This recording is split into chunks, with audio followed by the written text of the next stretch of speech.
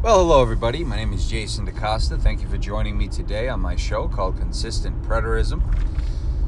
Not sure when this is going to be shared, so if it's post-Thanksgiving, I hope everybody had a great Thanksgiving. If it's prior to Thanksgiving, I hope everybody has a great Thanksgiving. See how that works very nicely. Anyhow, I am just speaking a little bit today on the topic of going back to futurism. Now that kind of sounds sort of contradictory, right? Going back to futurism. So it's sort of like Back to the Future, right? But the reason why I wanted to talk on this is because from what I hear, there has been a mass exodus, not out of Egypt, but out of full preterism into partial preterism, aka futurism. And that is coming to me by way of many of my contacts on Facebook who are in the groups and who hear all the drama and see it daily from the trolls and the crybabies and the wannabes who are just totally upset about the fact that IO is unbeatable, undeniable. Hold on, let me put a little heat on here because my fingertips are frozen. Anyway, so just wanted to talk on that real quick.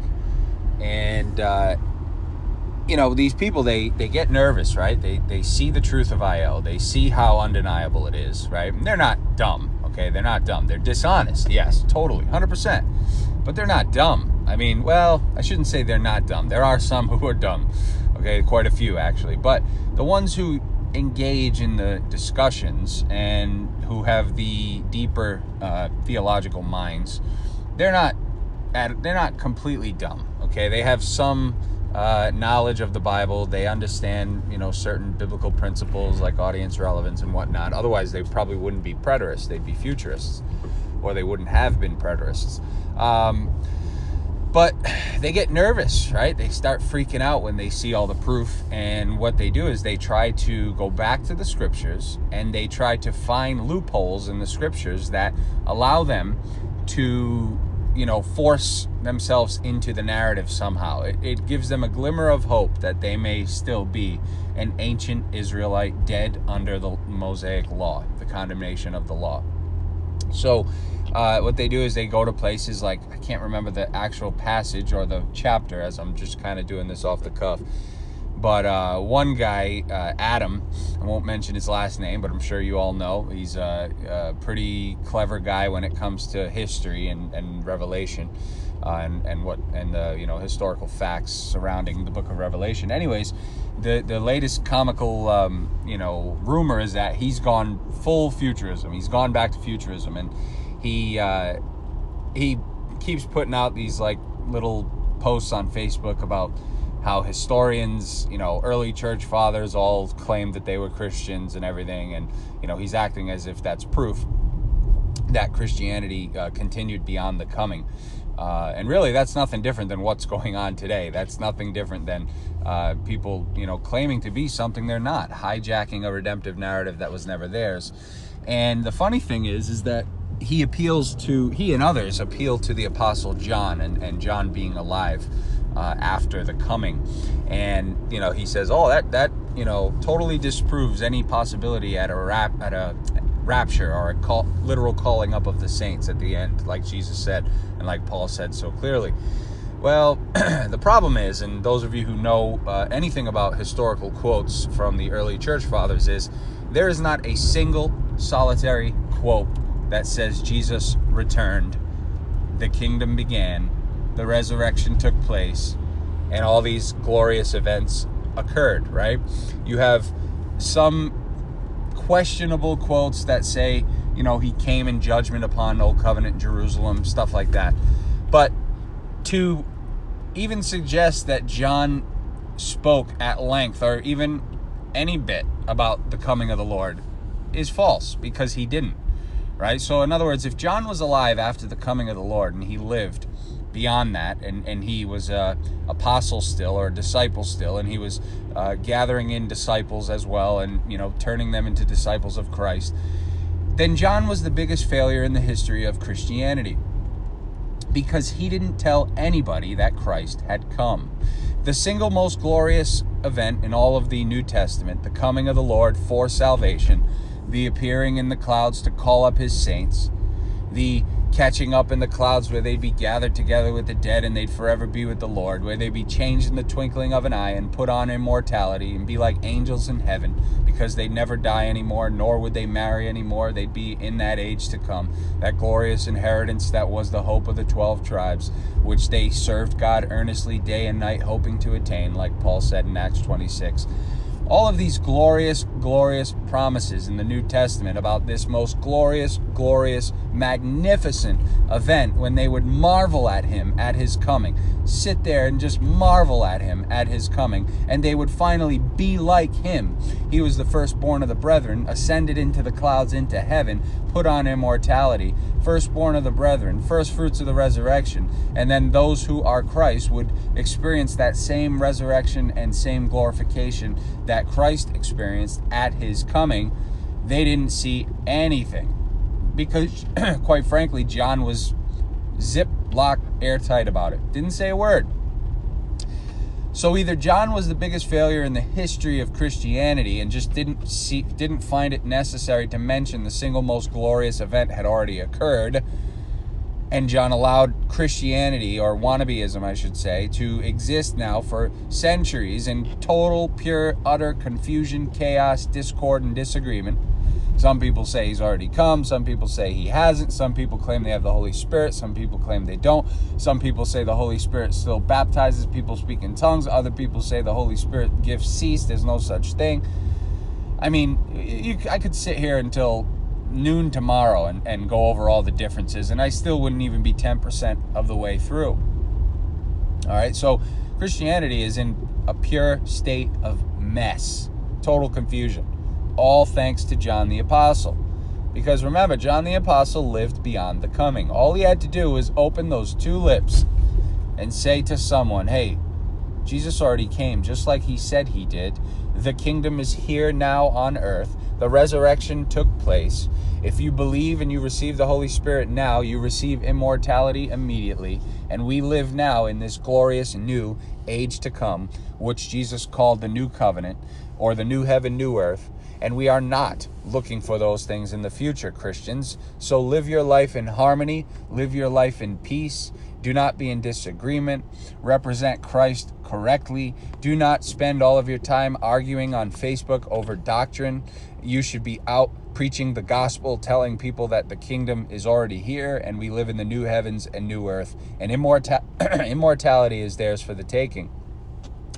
That would have been the logical, sensible thing for John the Apostle to do if, in fact, John the Apostle was here, right? But the more logical option and the more biblical, scriptural option is that, just like Jesus said, if I will that he remaineth until I come, what is that to you? Until he comes. John remained until he came. And John experienced the same glorification that the rest of the brethren did, the same glorification that the rest of the elect did at his coming, which mirrored what happened to Jesus at his glorification, at his ascension, where he ascended literally up into the clouds and he entered into the heavens, and he prepared the place for them so that when he returned, they would be caught up the same way into the clouds. They would be glorified the same way with that immortal body that Paul spoke of. They would be changed in the twinkling of an eye. That was a mystery Paul revealed to them. Remember, they would be changed in the twinkling of an eye, put on immortality. So that's what makes more sense. Johnny Boy was not here. Johnny Boy went bye-bye. Johnny Boy received the same marvelous, glorious inheritance that the rest of the brethren did, and that is precisely why Christianity has no clue that Jesus already came. Okay? So, Adam and the rest of the gang, they're desperately searching. They can't go to the Bible anymore. And when they do, it's a joke, because they, come up with these dishonest, weird arguments, right? And they just get shot down. So they go to historical, ancient, first century, second century people and try to say that, look, these people were preaching the gospel. That means it must be real. It must be. Well, people will try to preach the gospel today, right? And nothing happens, of course. Nobody's baptized with the Holy Spirit today. People are not added to the church daily. The only thing that happens today is people make a conscious decision to try to become a better person and come to church, right? That's what Christianity is. It's believe in Jesus, come to church, and then you can say that you're morally cleansed. It's really just a man-made system, and it looks nothing like what we see in the New Testament last days gospel commission. So these people making a mass exodus back to futurism really have some problems. I actually spoke to a gentleman via email, and I'm going to be doing more on this and addressing this guy more later. I won't mention his name yet because I have such a good amount of fun stuff planned for him. But this guy actually now denies that Jesus was literally ascended into the clouds at his ascension. Can you believe it? He denies that Jesus literally ascended into the clouds, like the Bible so very clearly states, like the apostles saw happen. They watched it happen, and were told, "You shall see him come the same way you see him go." They deny this stuff now. And why do they do that? Well, because they realize that they're in trouble, right? It makes way too much sense if the if the ascension was a literal ascension into the clouds. It makes way too much sense that the rest of the brethren would experience that same glorification, that same scenario at his coming. Because, of course, he was the firstborn of the brethren, and the rest of the brethren would be born at his coming. Okay, so, born, I should say, caught up at his coming, glorified. So, this guy realizes that makes way too much sense, and he doesn't like the idea of a real catching up. He doesn't like to take the Bible at face value and for what it says. So what does he do? He says, oh, no, now the ascension's just metaphorical. That didn't really happen. All right, so then where did Jesus go? Where did Jesus go at that time where he ascended? Or this guy said didn't ascend. Where did he go? Because he sure as hell wasn't around for, 40 years? Right? But he told them, lo, I'll be with you even until the end of the age. Meaning that he's not with anybody today because he was with them until the end of the age. And there is nothing in the text that says he would be with anybody beyond that, because the mission would be fulfilled. But this character says, nope, Jesus didn't ascend. I'm changing the game. And honestly, he's probably the first person in my life that I've ever heard of that didn't believe in a literal ascension of Jesus. And I told him that. I said, dude, congrats. You just invented a new doctrine. And he came back and said, oh, well, some people do believe it. And he mentioned a couple people that I'd never even heard of. And he said, oh, these are very well-respected people. Well, not in my circles. So, anyways, he denies the ascension because he realizes that the literal ascension of Jesus means a literal ascension of the rest of the saints, the rest of the brethren. So he's got to get rid of that. Then this other cat on Facebook said Israelites were still being saved after the coming. You cannot make this up. Israelites were still being saved after the coming. Well, that doesn't work, okay? Because Jesus said all the elect would be raised on the last day. He said all the Gentiles would be in, and in that way all Israel would be saved. And it would be at that time that the deliverer came out of Zion. Okay, and that's the coming of the Lord. The gospel was going out urgently and fervently, sealing them on the forehead, the 12 tribes of the children of Israel. Okay? And then the final inheritance of that picture is them standing clothed in white in heaven from all nations where they were. Okay, and all that was at hand. That was all at hand when Revelation was written. And Jesus said his coming was in that generation, and before some of them standing there died. All right, so this whole idea of Israelites being saved after the coming goes against everything the scriptures teach. Everything. Paul in 1 Corinthians 15 said flat out, the order of the resurrection was Christ the firstfruits, and then those who are Christ's at his coming. And then comes the end, when the kingdom is delivered to the Father. Then comes the end, Mr. Futurist. Okay, lady, just walk right out. No crosswalk. Just bolt out into the traffic. Smart. Anyway, pardon me. Yeah, so all those who are Christ were raised at the coming, and then came the end. That's it. That's the story, folks. Lo, I'll be with you until the end of the age. That's it. That's the story, folks. This gospel will go to all nations, and then the end will come. That's it. That's the story, folks. You see, any other attempt at futurizing this story beyond that glorious coming and that final grand event that catapulted them into their promise, into their inheritance, into what they looked for, that being the new heaven, new earth, is a stretch, and it cannot be substantiated. And I actually had a guy who, a few months back, he argued with me on IO. He didn't like the conclusions. He battled me on it. Then I started getting emails saying, you make good points. Then, I don't know, a month or two ago, I got an email saying, you're right. This is all about Israel. So he had jumped on the IO bus, saw the evidence, held it up against what he believed, evaluated it, and realized that it's far stronger. Pardon me. Just like any good Bible student would. Let me take a swig of this water here. So he saw the evidence, and he jumped aboard the truth train, right? And so I commended him on it.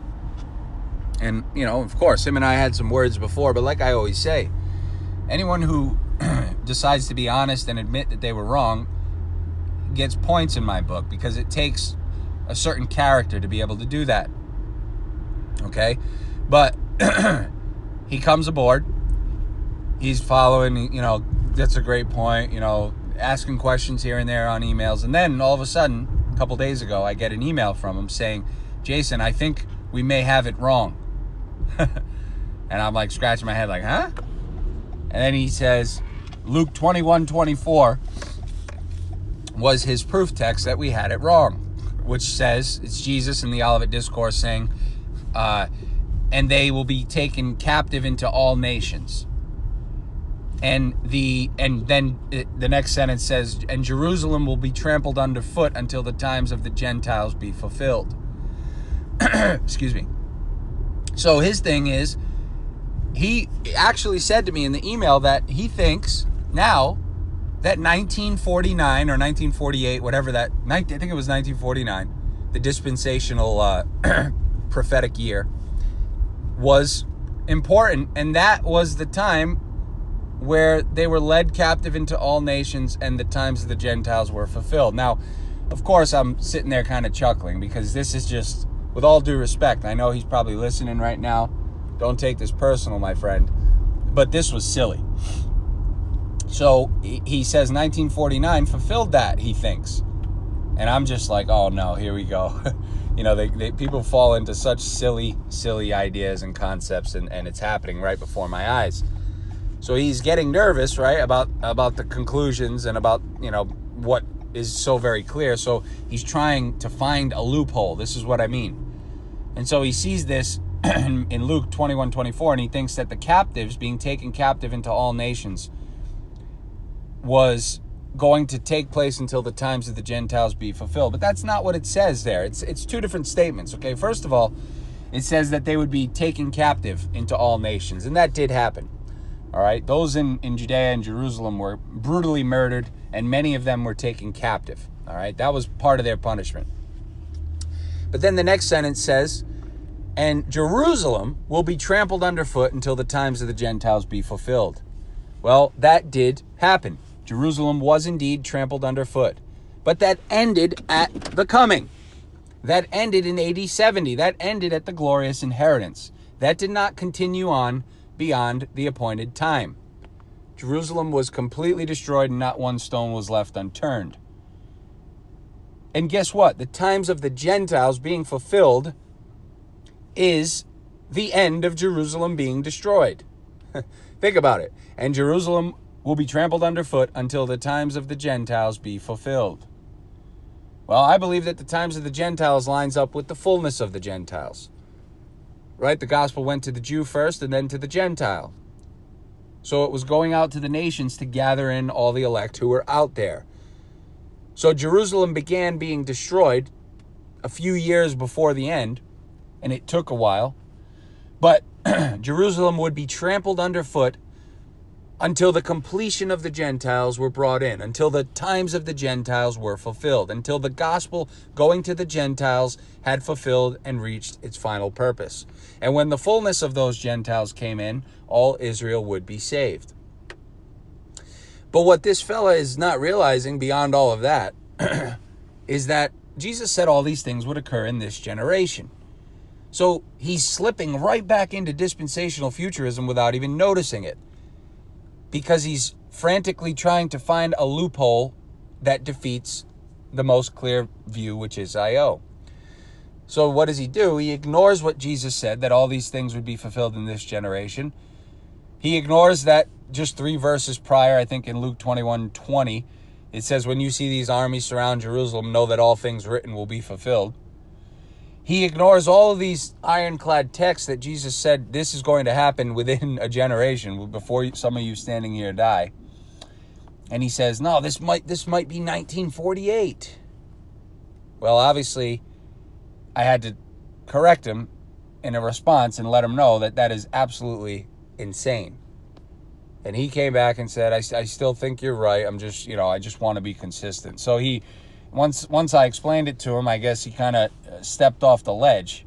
But I mean, he was ready to take a full face-first plunge into the concrete slab that is dispensational futurism. Head first. He was ready to commit.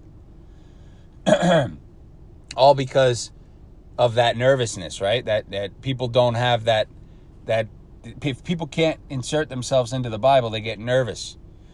And so they try to frantically find a loophole. And this is what I see happening a lot with a lot of people. And it's unfortunate because, truth triumphs all. I mean, in my opinion, if something makes much more sense a certain way, I don't care if it cuts me out. I don't care if it puts me in. It doesn't matter. Wherever it leads is where I'm going to go. I'm not going to let the implications dictate, where I go. I'm going to let the story dictate where I go. And that's where I am. Progressively, I've gotten here by eliminating and ruling out possibilities based upon the evidence. And I know many of you have as well. So anyways, I just wanted to get a little audio done about this mass exodus back to futurism. It seems like many full prets are now going back to partial preterism, simply because they cannot use the Bible to defeat I.O. So they have to try to go back to partial preterism to hopefully, put something out into the future. Right? I mean, this guy in the same email, he also said, I believe Revelation 20 and 21 still show something in the future. Right? But everything in Revelation was about to take place and at hand. The glorious inheritance, that new city, that new Jerusalem, that new heaven and new earth was about to take place. Jesus was coming quickly for them. So he's going to choose to ignore all the time statements and ignore all the cohesiveness with the other statements in the rest of the New Testament and say that all this is now in the future? I don't think so. He can do it if he wants. That's his life, his prerogative, but I can't do that. I have to be honest with the text. So anyways, that's all I got for today, folks. If you're thinking about taking the plunge and jumping off the bandwagon back into the concrete slab that is dispensational futurism, or even partial preterism, it's still futurism. You can do that if you'd like, but it's not going to last for very long, I can guarantee you, because what's going to happen, if you continue to study the Bible, you're going to realize that you're not being honest, and it's going to eat away at you. And if you're like me, you're not going to be able to continue to sit in that system knowing that it's just not right and knowing that the details just don't add up. You're going to eventually, that cognitive dissonance is going to eat away at you until you have to be honest. Unless you're in ministry. If you're in ministry like Bell and Preston, then you don't have cognitive dissonance. You're just in it to win it. You're in it to make money, to sell books. You're in it to have a ministry, to have followers and subscribers and gain views and monetize and have some income coming in because, hey, at this point in life, what else are you going to do, right? So that's a whole different story. But if you're just a nobody like myself and you're just in it to gain clarity, then eventually you're going to come to the conclusion that there is no other way. There is no better explanation for the Bible. Nothing else, no other view, no other idea, no other theology makes more sense than the Israel-only, covenant-only viewpoint of the scriptures.